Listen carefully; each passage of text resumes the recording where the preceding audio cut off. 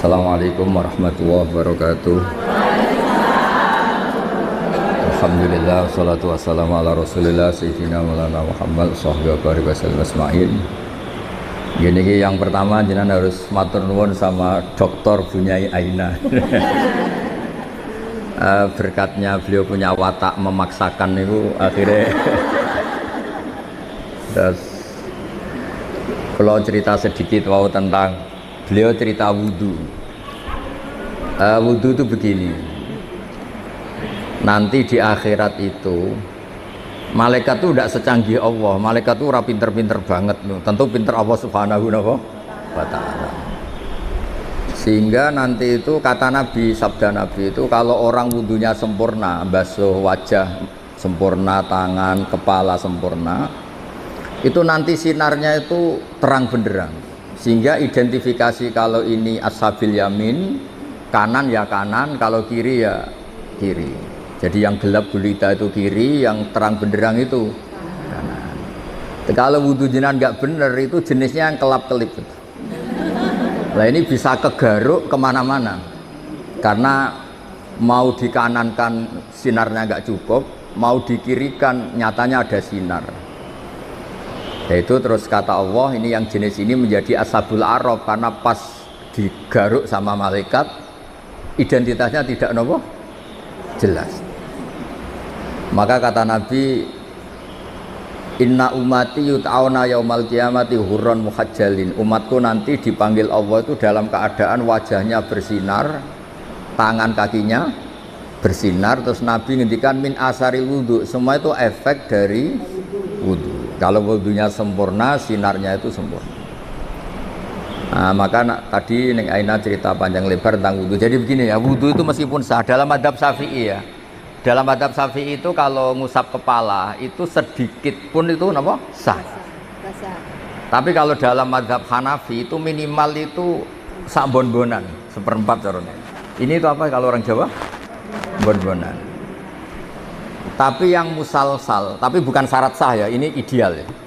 Yang musalsal sampai Rasulullah itu terutama bagi cowok kayak Gus Sofa ini begini.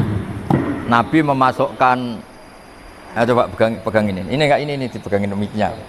Ya Nabi memasukkan ini dua jempol ke sini, terus ini ditemukan di sini, terus begini.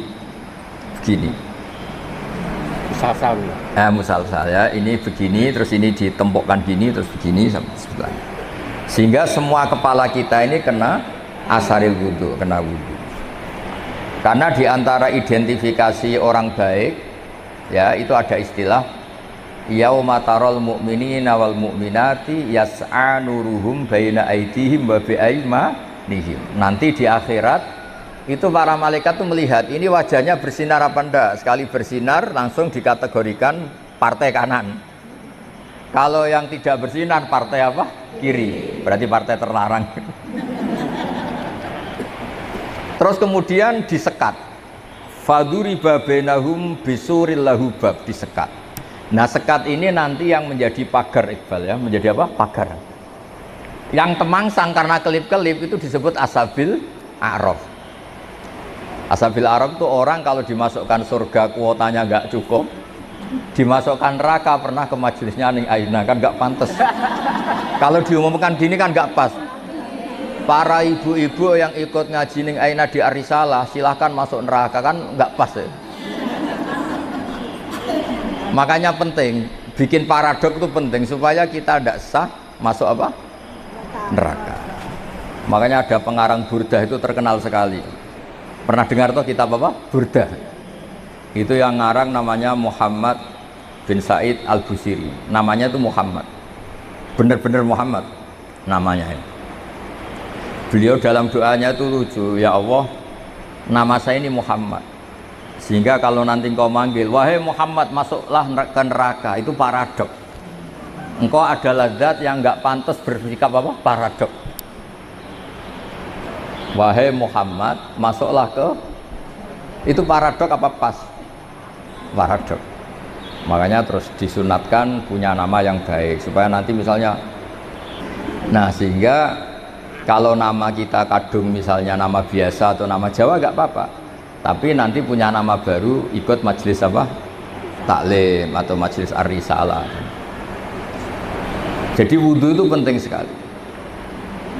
Karena itu identifikasi. Jadi di surga neraka itu definisinya Allah itu yaumatab yaddu wujuh, di hari ada wajah-wajah bersinar, watas waddu wujuh, ada wajah-wajah yang gelap. Itu yang menjadi alasan Allah mana yang perlu masuk surga, mana yang perlu masuk neraka. Nah, tentang tauhid supaya sampai tidak terjebak ateis atau komunis.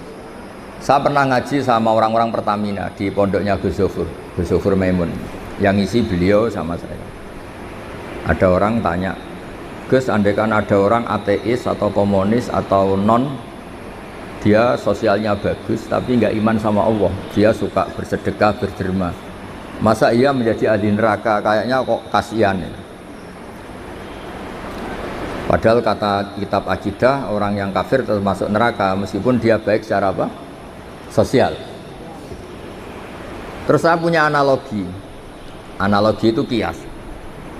Misalnya saya punya rumah, ini rumah saya, ada kulkas isinya buah lengkap ya, ada makanan, rampatan, ada semua. Terus ini Gus Iqbal atau Gus Sofa ini masuk, terus ibu-ibu dibagi, ini silahkan makan.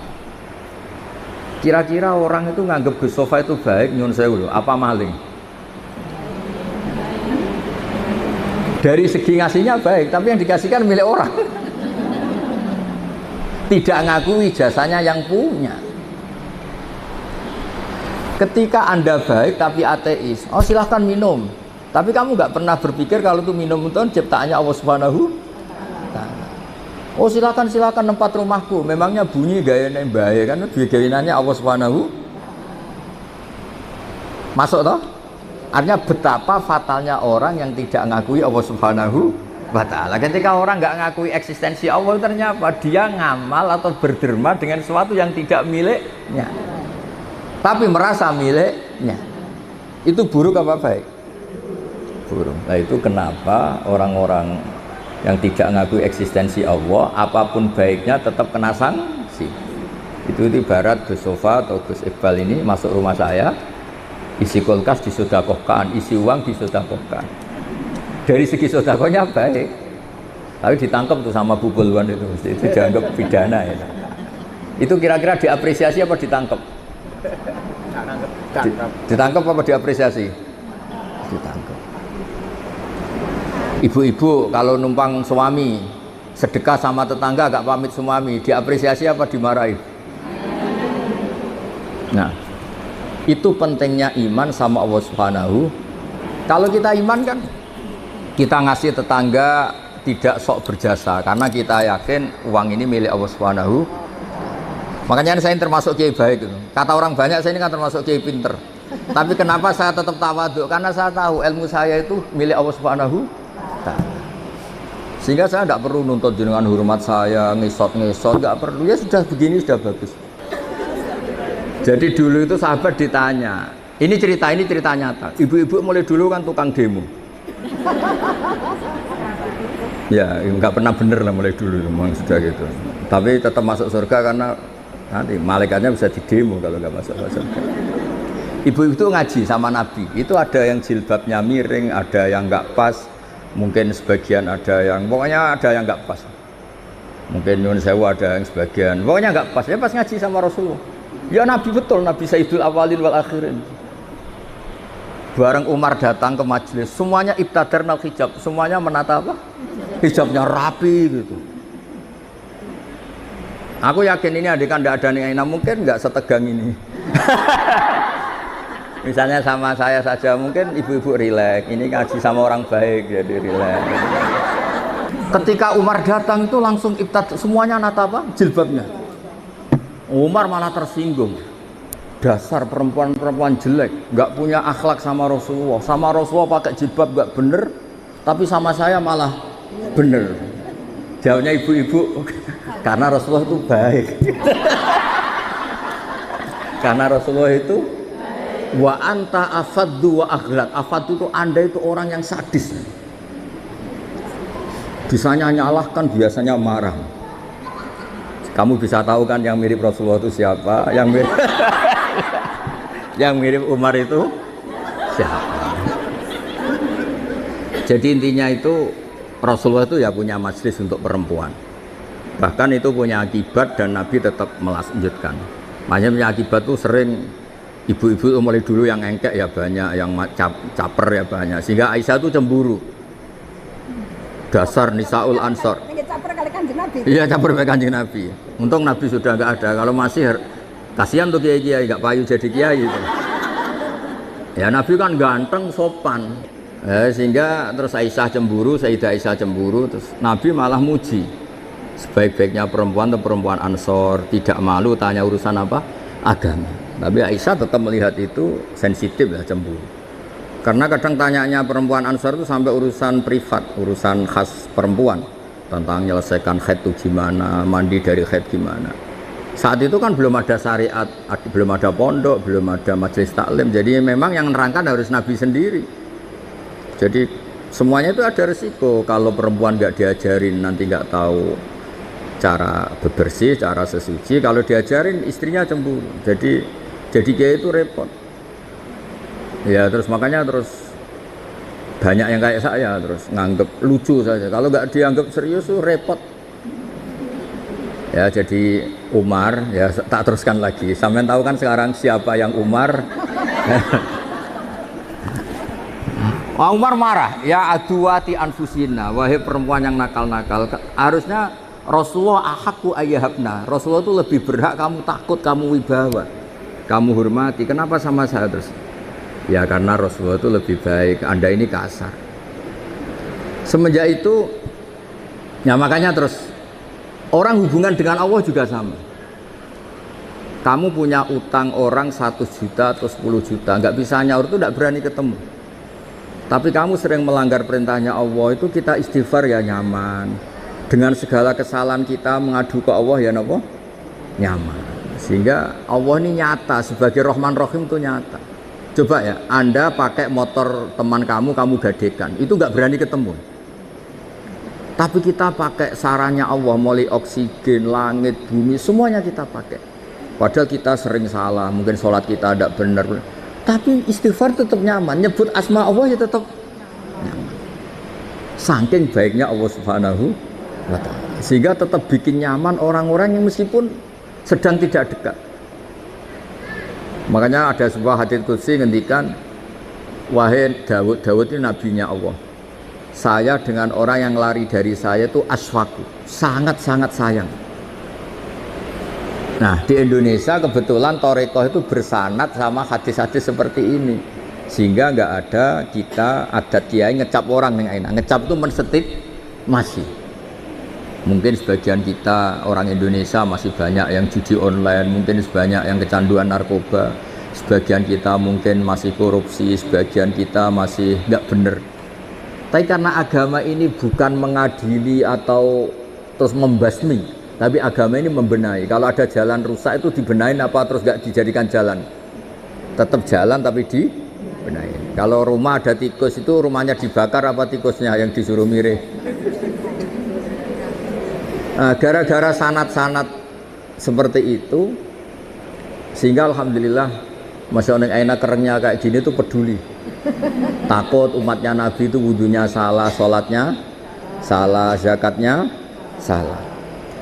Tidak kok malah ngadili dasar bego, dasar goblok. Enggak, dibina.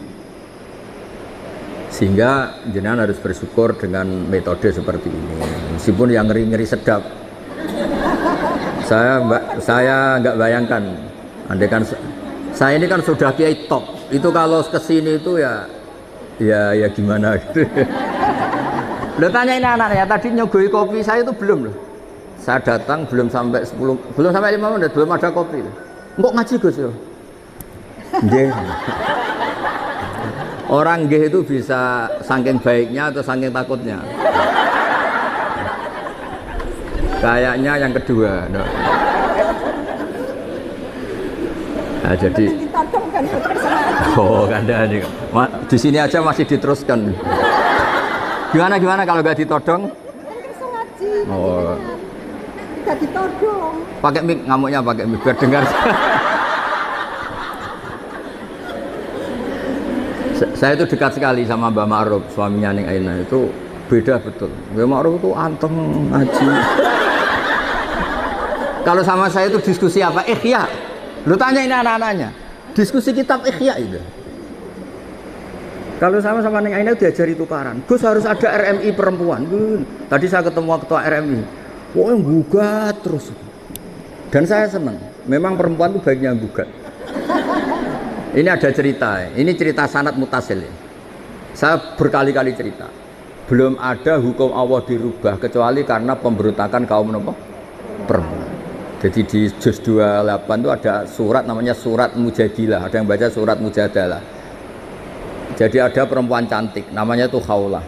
Orang Arab itu kan hiper karena makannya daging tidak ote-ote, jadi hiper. Kalau Kiai Jawa itu kan makannya ote-ote, tempe, terus utang jatuh tempo, jadi sudah error lah, sudah masalah syahwatnya itu sudah error, sudah tempe terong, utangnya jatuh apa? Tempo. Kalau orang Arab itu kan makannya daging, orangnya punya uang.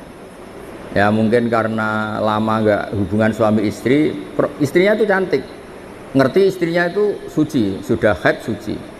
Pas masih sholat tuh diajak hubungan suami istri kan nggak mau, setelah wiridan ya nggak mau. Terus dia marah, didihar, belum dicerai. Didihar itu ada satu bahasa yang setingkat talak.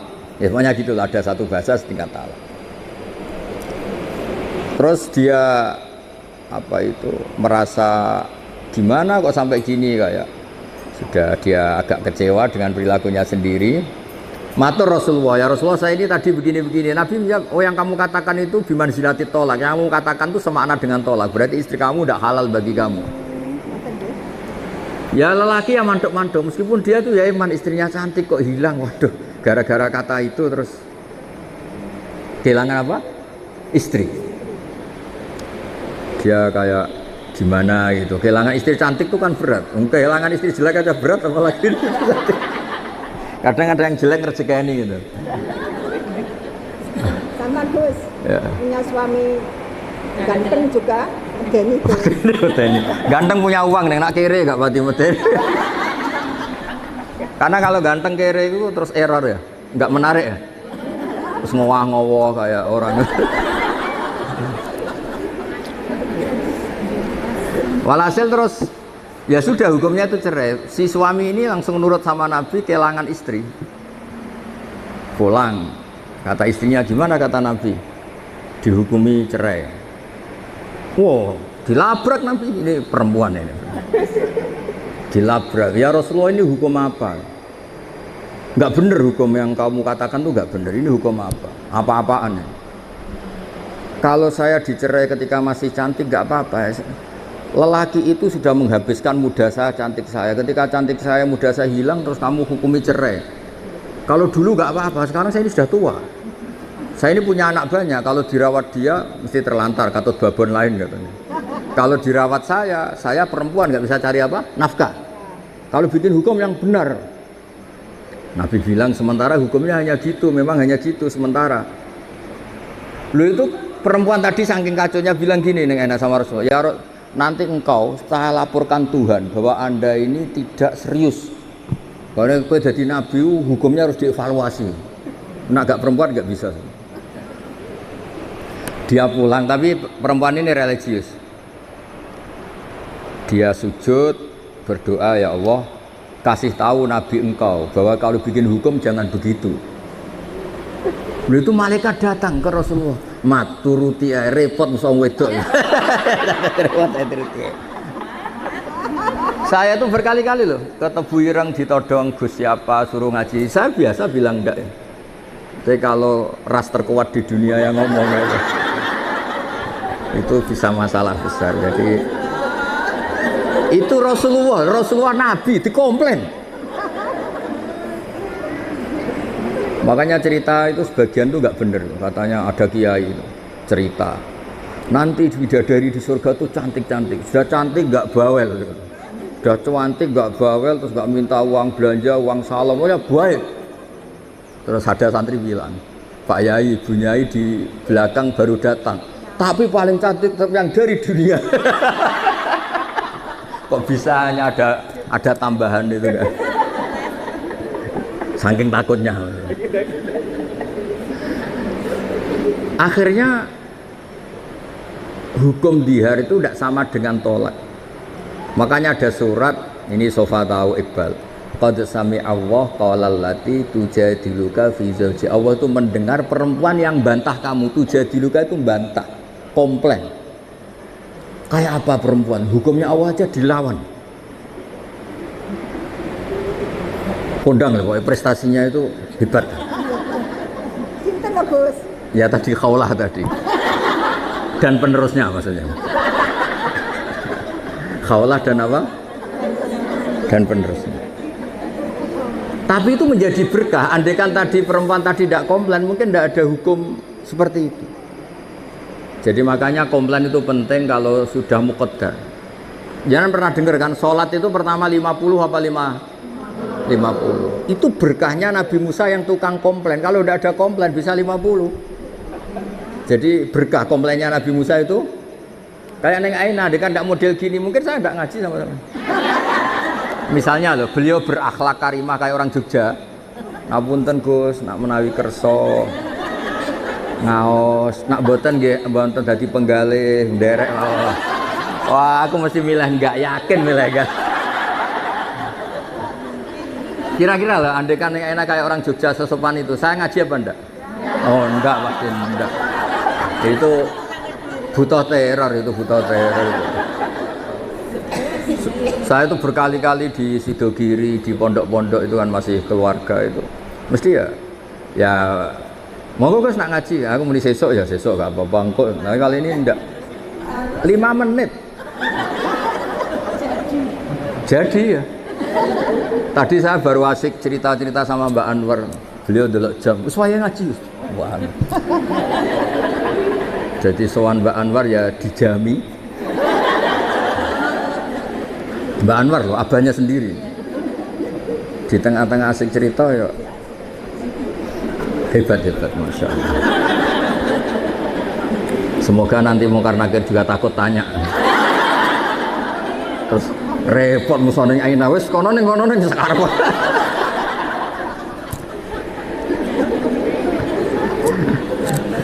Jadi Allah itu memang zat yang luar biasa. Sesuatu itu kalau didesain sesuai awalnya itu mesti bagus. Meskipun kita kadang tidak cocok. Misalnya perempuan itu komplain, itu ya memang Allah desain gitu. Mungkin baiknya komplain.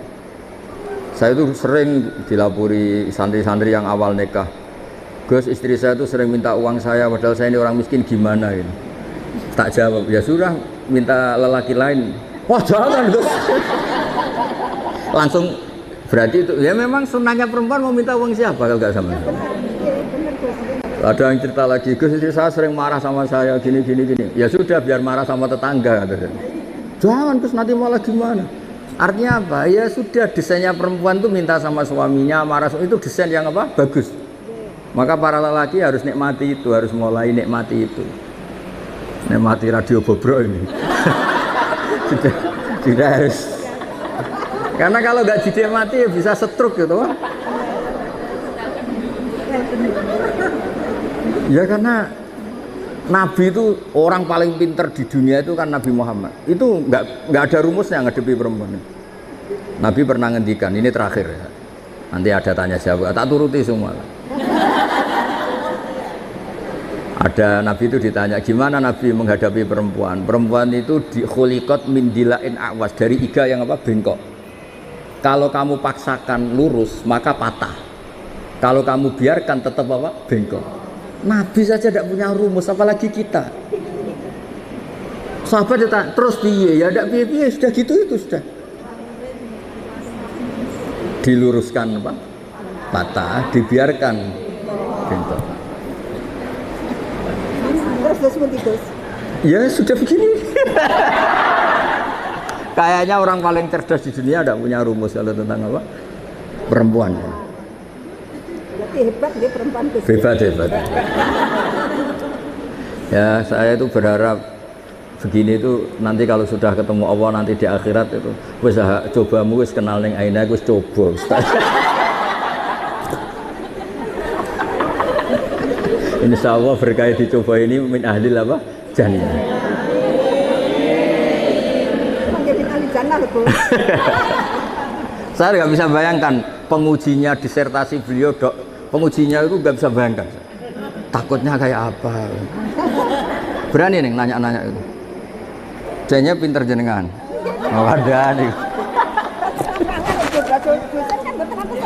Oh, akhirnya lulus ya? Lah betul diprotes mungkin. Ya, monggo ada pertanyaan 3 saja. Pokoknya ini niati silaturahim, nggih, hormat. Nggih.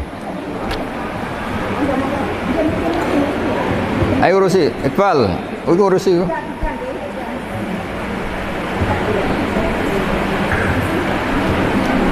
PCA, Bang PCA.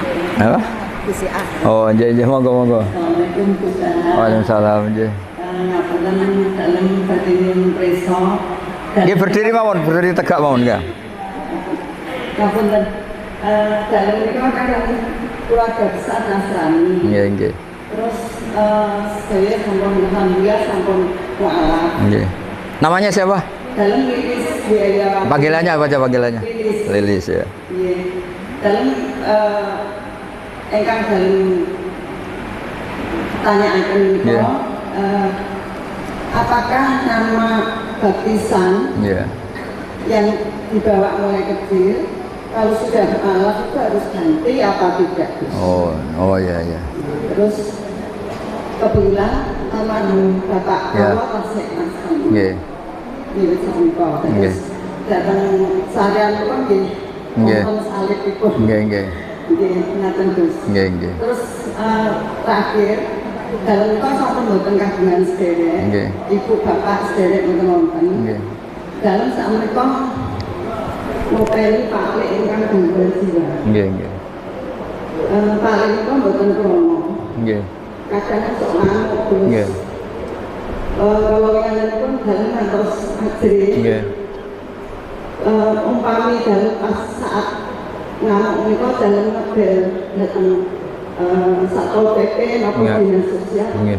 napa dalam salah Nggih. para napa mboten. Nggih. Terus dalam menika kan rumiyin ngasal datang perbankan. Nggih. Menika kados pundi Gus? Nggih. Kata yang sama sampun pensiun. Nggih. Ada kan perbankan dibutuhkan oleh masyarakat. Nggih. Kadang karena riba, Nggih. kan memang dibutuhkan oleh Nggih. masyarakat. Nggih. Assalamualaikum warahmatullahi wabarakatuh. Ya satu-satu aja biar fokus ya. Ya ini yang lain meskipun tidak tanya ikut dengerin ya karena ini ilmu. Terus yang jelas itu Bu Lilis harus syukur ya. Syukur dikasih hidayat Allah Subhanahu wa taala. Berkahnya syukur ini bisa mengabaikan hal-hal kecil yang mungkin masih mengganggu. Ya saya ulang lagi, berkahnya syukur ini bisa mengabaikan hal-hal kecil yang apa? Mengganggu. Misalnya Anda itu buka puasa dengan nasi kualitas beras paling rendah, minum teh ya kualitas paling rendah, minum kopi. Tapi karena sangat lapar, sangat haus, itu seneng sekali. Ya sama mungkin orang-orang yang dulu pernah tidak Islam, itu kan ibarat kalau terus itu kan nyuwun sewu menurut keyakinan Islam kan bahaya sekali. Sekedar selamat meskipun adnas salamah dengan standar paling apa? Minimal, paling rendah, tetap itu luar biasa. Jangan sampai setelah kita Islam masih ngeluh, sayang bapak saya belum Islam, mbak saya belum Islam, karena ini hanya mengganggu apa? Syukur. Ya itu hanya mengganggu apa?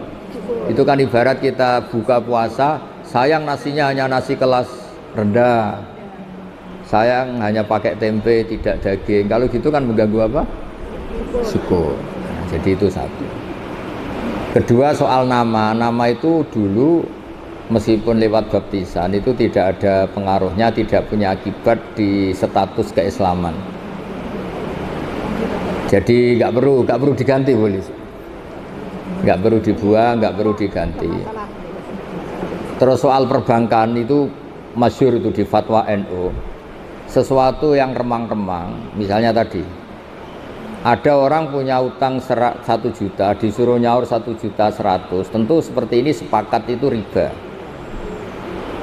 Tapi kalau sistem itu beda dengan personal, sistem itu beda dengan personal. Memang kita tidak boleh bilang langsung halal karena bisa saja lebih dekat ke definisi apa riba. Tapi ya jangan langsung bilang haram, jangan-jangan tadi seperti kata beliau memang itu kebutuhan. Kebutuhan gini, sekarang investor itu bisa nggak utang tanggane 1 miliar untuk investasi? Tidak bisa kan, yang menyediakan itu kan pasti bank. Utang tonggo kan paling weteng lorong untuk obat, utang modal itu kan. Nah, tidak apa-apa, hukum nggak jelas itu nggak apa-apa. Kalau nggak harus nggak jelas ya sebaiknya nggak jelas. Makanya di Nabi itu ngendikan halal ya jelas, haram ya jelas. Tapi selalu ada antara halal dan haram. Itu jadi kalau yang makanya dulu Mbah Maimun itu sering bilang, tapi tidak kritik ya Bu Lilis, sering bilang usahakan sama-sama urusan dengan bank itu bank pemerintah atau bank negara. Karena itu kalau misalnya ini salah dan memang misalnya benar-benar riba, sak keliru-keliru negara itu untuk pakai sarana umum. Bayangkan keliru sekalipun, bayangkan keliru, apalagi kalau tidak keliru. Tapi saya ulang lagi, bukan berarti terus menafikan yang swasta, bukan. Tapi ini cerita kalau ada pilihan. Misalnya gini, haji lewat negara sama swasta, sak keliru-keliru negara karena negara. Misalnya gini contoh gampang. Kemenak atau haji atau di lembaga-lembaga sosial negara, Kemensos atau BUMN, tentu salah itu banyak sebagai manusia. Tapi sekeliru-kelirunya negara, ada PLN, ada jalan, ada jembatan. Yang kembali ke rakyat itu jumlahnya tetap apa? Besar. Misalnya Kemenak ya pasti ada salahnya, namanya manusia. Tapi ada kantor KUA, ada sarana prasarana, ada penyuluhan, ada gedung apa? Haji di mana-mana ada. Sehingga swasta ya baik menopang pemerintah, tapi kalau sama-sama milih itu yang mendekati darurat Bu Lilis memang sistem apa? Negara. Artinya sesuatu yang dengan tanda kutip awalnya nggak boleh untuk menjadi boleh kan nunggu status darurat. Dan yang sering darurat adalah keputusan apa? Pemerintah. Misalnya menetapkan Syawal, secara ilmiah orang Indonesia tuh banyak yang mandiri bisa falak, banyak. Tapi kan subjektivitasnya tinggi. Makanya kemarin yang Kemis saja ada, bukan sekedar yang Jumat, yang Kemis saja ada. Ya kan?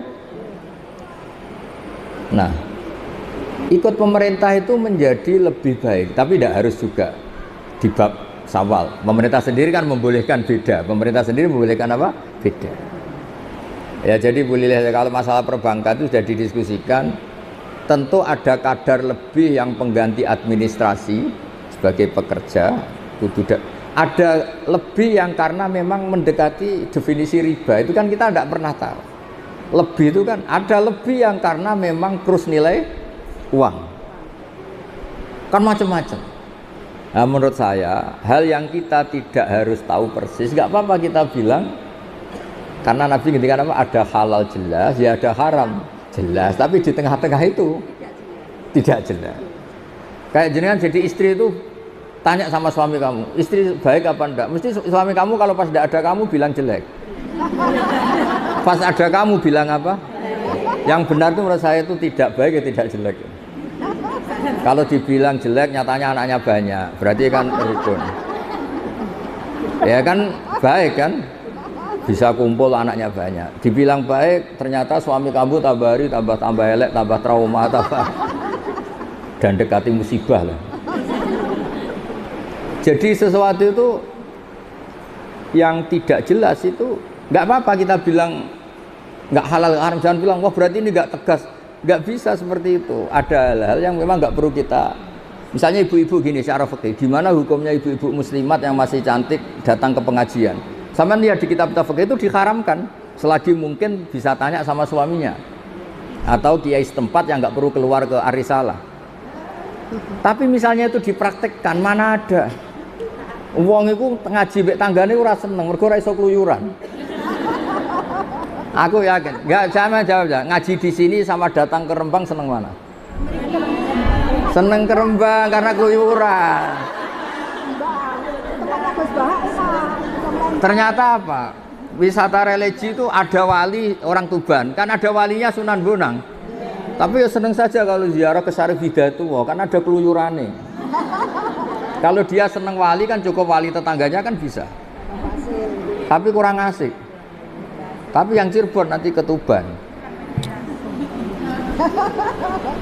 Jadi untuk bertanya hal-hal kecil sebenarnya bisa, kiai tanggone sampean itu bisa. Tapi kan nggak keren orang yang pondok internasional Ar-Risalah. Jadi ya itu manusia, kenapa itu nama? Penjelasannya itu baik apa enggak? Ya sudah, enggak usah dijelaskan. Nggih ngoten Bu Lilis nggih. Ya semoga.